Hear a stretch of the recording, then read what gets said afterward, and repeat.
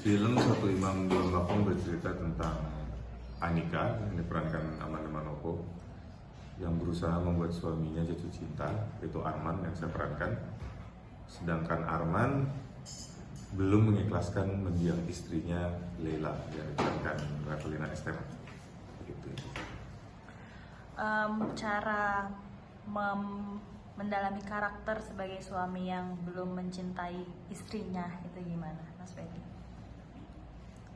Jadi karena belum bisa mencintai istri barunya itu penyebabnya karena dia belum move on kan dari Leila, istrinya yang udah wafat selama 4 tahun.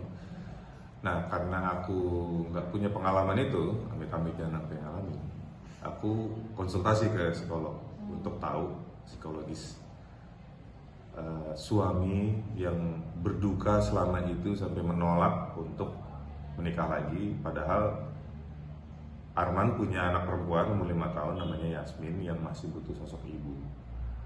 Dan di konseling itu memang saya mendapat banyak informasi yang bisa membuat saya paham kenapa Arman selama itu berdukanya dan gak move on. Karena ternyata psikologis orang berduka yang kehilangan pasangan itu memang stresnya paling tinggi dibanding kehilangan orang tua, kehilangan anak atau kehilangan teman. Makanya dia bisa selama itu berdukanya. Tapi yang menjadi dilema adalah ibunya yang meminta dia untuk segera menikah lagi, karena ibunya ingin melihat Arman stop berduka, ingin melihat Yasmin punya ibu karena dia masih kecil butuh sosok ibu, dan ingin Arman melanjutkan hidup lah intinya.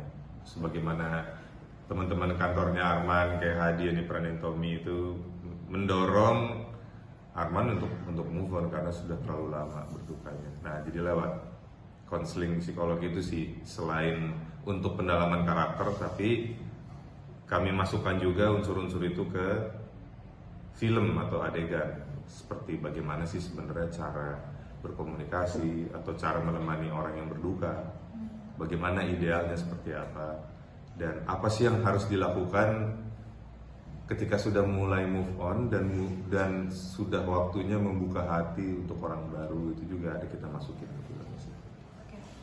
Justru aku tuh ada perdebatan di saat setelah konseling ke psikolog, aku dapat info baru yang ternyata tidak masuk akal sama yang ada di skenario. Aku sampai ada perdebatan dengan sutradaranya, dengan penulis, "Mbak, ini kayaknya ada yang perlu disesuaikan karena kalau menurut info atau data yang aku dapat dari psikolog, ini nggak masuk akal nih yang dilakukan Arman," gitu. Nah, kita bisa ada penyesuaian.